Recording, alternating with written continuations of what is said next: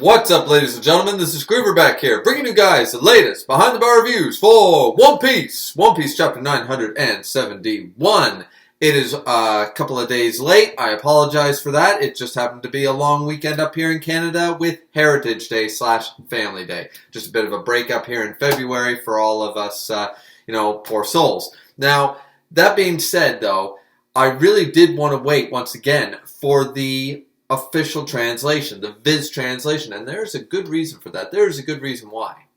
Because the first one I read, I heard people's first reactions, and I still watch the reactions. I still know what the chapter is, but I also like to wait for the Viz. I like to read that and really before making a review, because there's a key difference in this chapter. People thought, 100 lives? Really? Just 100 people? Like, it couldn't... I mean, I understand, but Wano is this huge country. It must have at least, if not a few 100,000, a few million people must be, in Wano with all these regions and stuff. There must be millions of citizens of Wano. I don't know what the population is at all. If Oda were to come out and say there are 500,000 people that live in Wano, okay. If he were to say there was 5 million people that lived in Wano, I would say okay, because we just don't have the scope for that. We don't have the grasp of it. But either way, 100 people, really? But no. See, the Viz translation has the correct amount, an amount that I believe is sufficient. And the fact of the matter is that he saved lives. I just think that right away, this chapter boils down to two things. Pun not intended, but kind of insensitive. It boils down to two things. One, Odin, being the Chad that he is, being the absolute flexing on everything. Flexing on Orochi, flexing on Kaido, flexing on, he's just like, I'm going to hold up. When we knew how Odin died in a pot of boiling liquid, we all assumed it was water. How many of us assumed it was boiling water? And you could see why that would be the case. Until we met Odin. Until we saw he was dragged across the New World seas for 3 days. 3 days tied to Whitebeard's ship. Boiling water ain't going to kill Odin. We should have already realized that. Boiling water was not going to kill Odin. Now, what type of oil they use? They are using boiling oil. For those of you who skipped chemistry class or something like that in high school, oil is far... Yeah, you don't survive. I think the whole reason this one poor bastard, who I guess we don't feel that bad for since he's working for Orochi, but he ends up tripping and slipping and falling into the pot of boiling oil, and we see the devastating effects that has instantly. And I think that was Oda's way of showing us, in case you don't understand, that there's a very vast difference between boiling oil and boiling water. Now I've shown it to you. I have shown you the devastating effects that this will do, even to someone of a Yonko level caliber, right? So, that being said, the execution is going to go down. Once again, Toki, Lady Toki at the beginning of the chapter does not seem too concerned. She does not seem like a worry. It was brought up by a lot of reviewers last chapter and stuff, but she does not seem concerned.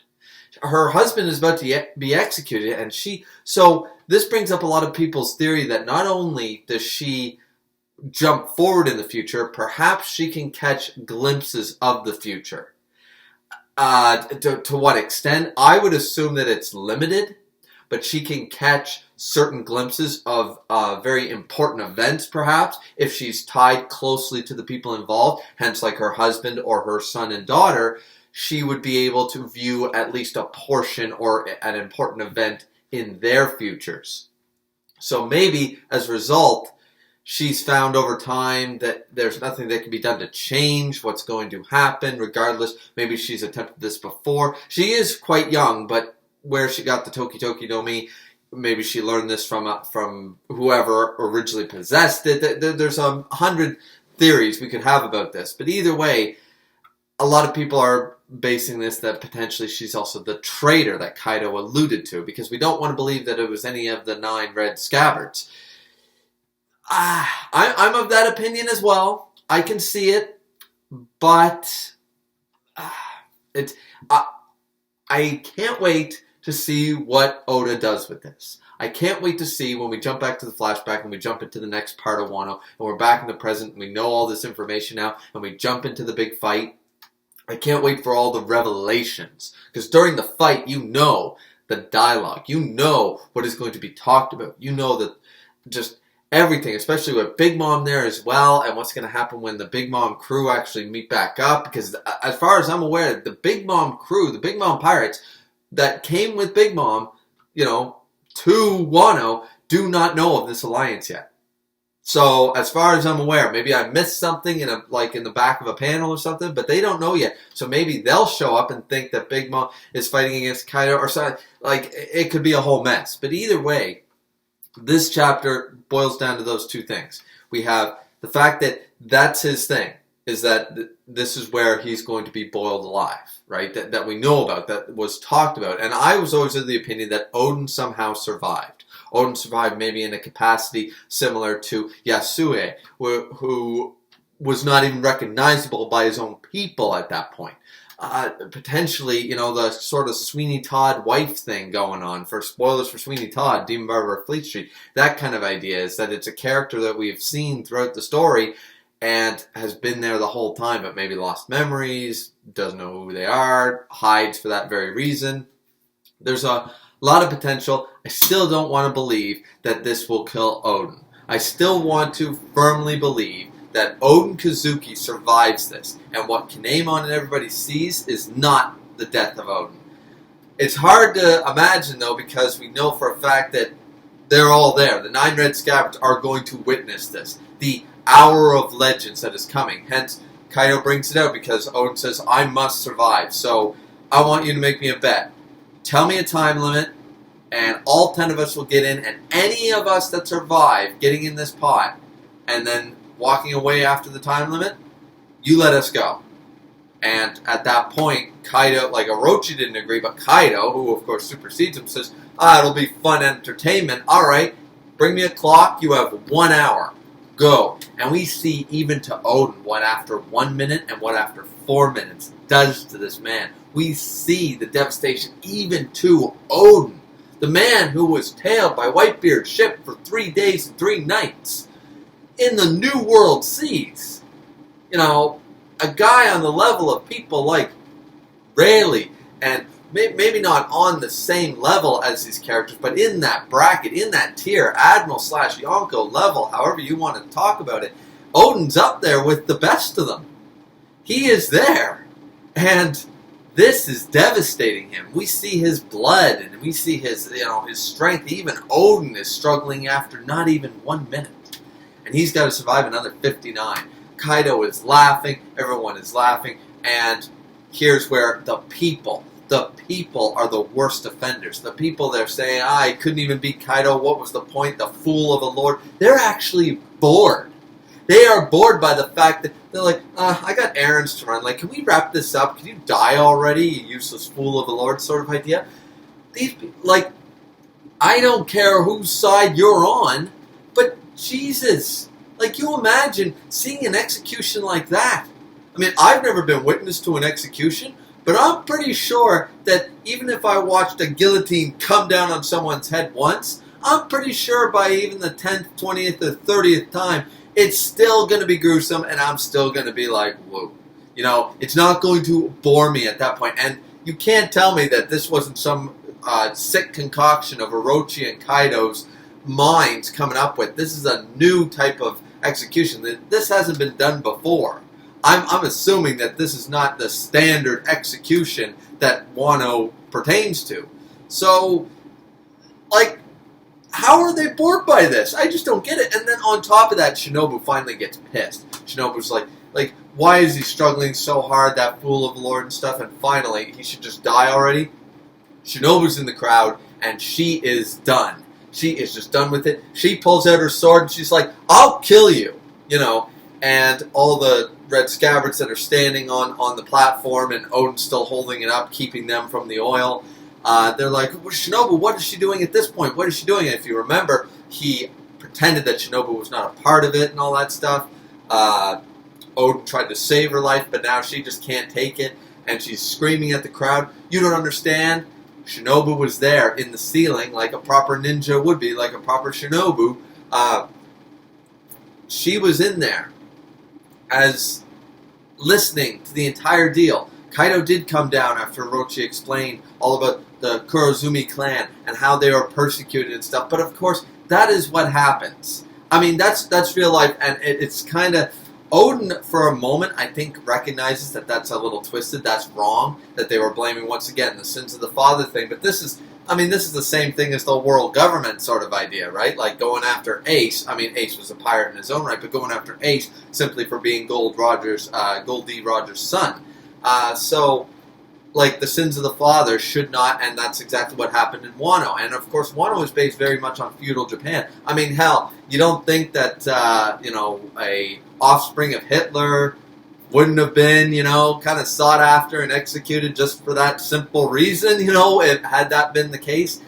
It's one of those things, right? You don't, like your grandfather, your family fell into despair. Now, yes, I agree that he's got a little bit, like, there is a little bit of, okay, like, we're now 2 generations. The grandfather committed shit. Okay, so maybe the whole family should be held accountable. That's standard. All right. But then you have, like, newborns. Then you have children like Orochi. It's kind of like, okay, like, take away his title and his land, but maybe not, like, stone him to death and slaughter him. I kind of see the extremist attitude there. But once again, looking at how Orochi turned out anyways, before he met the witch, a sniveling little toad in the first place, and then just power hungry, I hate this country, I hate everything about it, it's just like, you know what? No, I think the people had a point, because had they slaughtered him back then, when, like, they were slaughtering the rest of the Kurozumi clan, none of this would be happening right now. So I'm kind of sitting there, looking at it, going like, okay, you had, like, maybe, like 25% of half a point sort of idea, but then, like, you kind of twisted it by turning out like you did. So, like, I still can't get behind it. Some people might think a little bit on the sympathy vote. Like, Oden is taken aback a little bit by this, kind of realizing maybe this is a little twisted. But, yeah, no, I personally don't buy it. And then we continue on from there. Shinobu starts explaining the deal we were all very curious about, and why Oden would have let this go on for 5 years. Now, this is what people were very interested in. All of a sudden, Oden came out a couple chapters ago. He came out dancing like a fool sort of idea, and we were all sitting back going, this is not the Oden that we know. What could have happened? The barrier fruit stopped him? Really? That's going to be the limitation of the man, the myth, the legend that is Oden Kazuki? No. I understand this, and Kaido sneered at him for this. Remember, had Oden been the man, had he not had the soft heart of Roger or Whitebeard, as Kaido sneers at him, kind of like a compliment, really, being like, oh, you soft-hearted fool, you're just like Whitebeard and Roger. In Kaido's eyes, Roger and Whitebeard, by the sounds of it, would be better than him. He views them almost like they have one weakness. Had they not had that weakness, they'd be better than me. Sort of idea, like he's almost complimenting the power, or he's respecting the power of Roger and Whitebeard, but he says, they're fools at heart. They have that softness, that weakness of heart. Had you come back, the tales of your exploits, had you come back not changed like they were, then we never would have stood a chance. We would have been decimated. You would have teamed up with Hyogoro, the Flowers, and look at what happened. And even after 5 years, look at Oden still taking down, scarring Kaido's body. So here in this chapter, we get the full interpretation of that. He had hundreds of people hostage. Now, some people are going to believe this, and this was the translation thing I brought up at the beginning. It said that he had 100 people. And you're kind of like, okay, well, what's the population of Wano? 100 people, yeah, but you should stop Kaido now. You should stop Orochi and Kaido now before more people get hurt. Some of them might die in the bloodshed, but go get Hyogoro, make some type of beacon or spectacle in the flower capital and scream for the boar to come down from the mountain and Hyogoro to take up arms and shit. I don't know, do something, Oden, and like it's sad, but once again, this is what Kaido insults him for, is that Oden was not willing to do that. Odin wasn't willing to sacrifice even one citizen of Wano to Kaido and Orochi, regardless of his own. So he clashed with Kaido. They were gonna fight, and Orochi went, "Whoa, whoa, whoa, hold on." And this is where some people have a bit of an issue. But once again, I don't really. This makes sense. Odin is now a changed man. He wants to protect his country, not sacrifice for the greater good. The minority, like that's too far for Odin, because he knows Roger wouldn't do it, Whitebeard wouldn't do it. He can't see himself. He'd never be able to face his two crews again.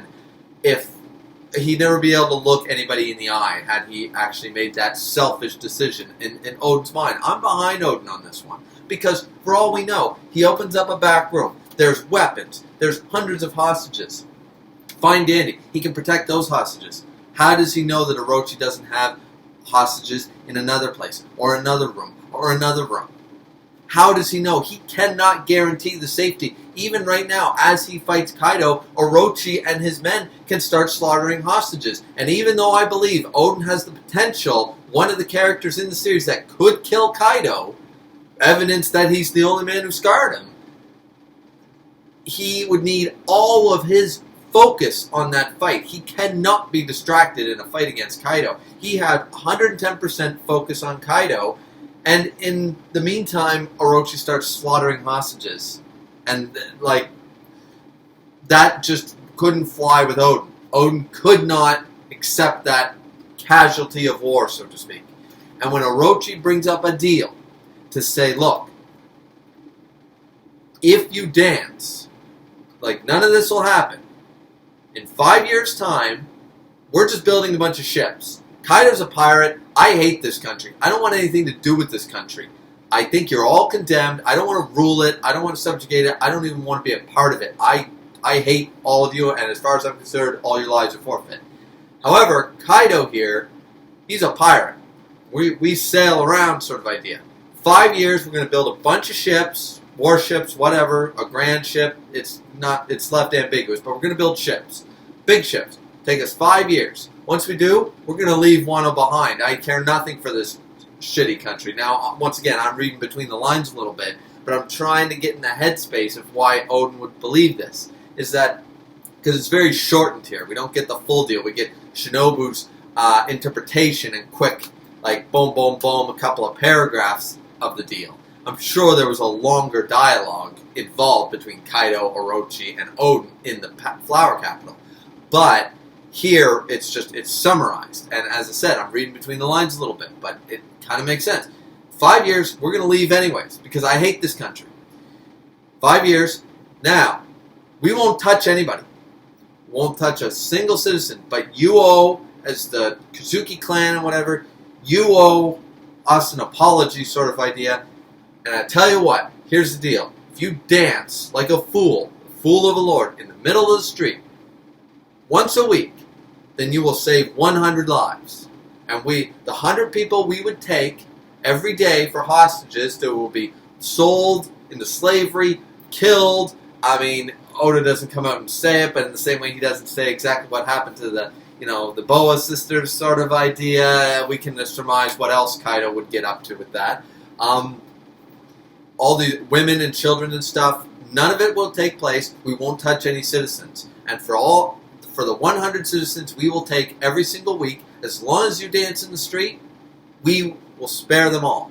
And nobody will go missing. Now, once again, some people are saying it would be very difficult since he didn't confide in scabbards or anybody like that. Once again, we don't fully know that. Potentially he told somebody more mystified like Denjiro or somebody like that. It's potential he had a couple of other eyes around who knew about this. But doubtful, but either way, Odin went around to the regions every week, made sure that, is there anybody missing? Anybody, everybody got their kids accounted for, everybody's wives, where the old beggar woman from the street that comes here every Thursday is.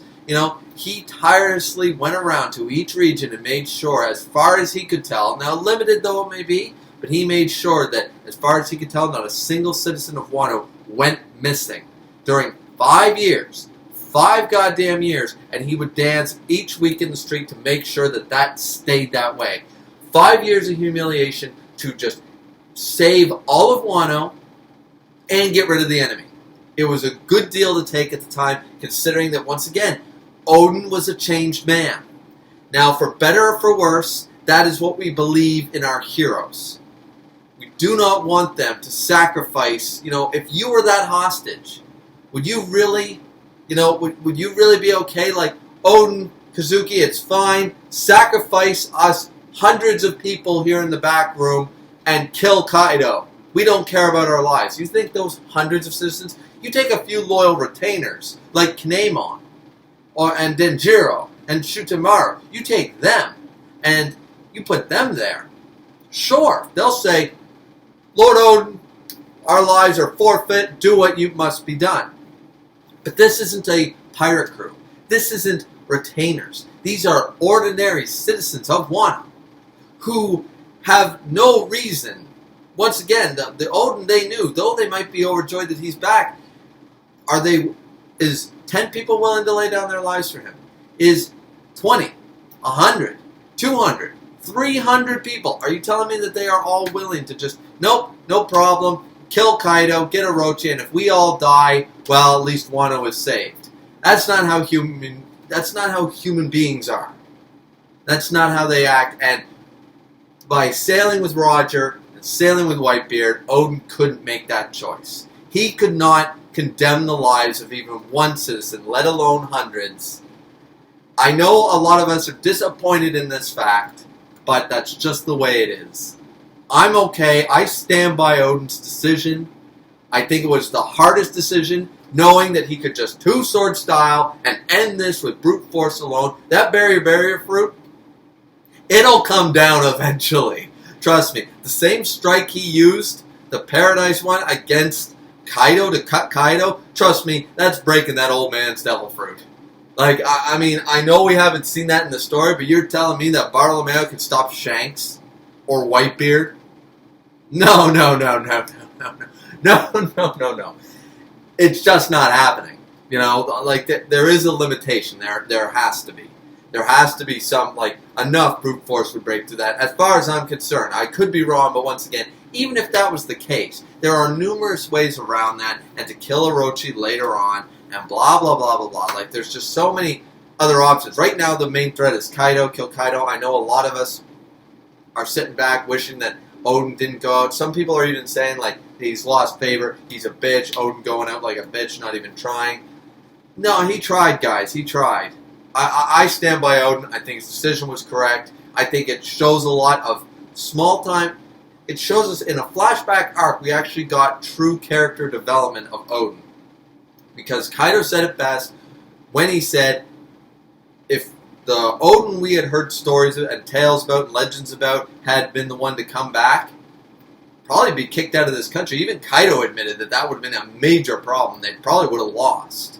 By sheer numbers and power alone, they would have lost. Sacrifices would have been made, but Wano would have been freed. However, because he came back after traveling with some of the greatest men in the One Piece world, the greatest in soul and heart and in compassion and in power, he became a changed man.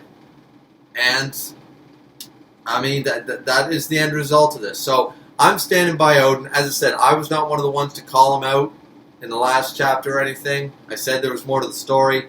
I agree with the end result. What do you guys think?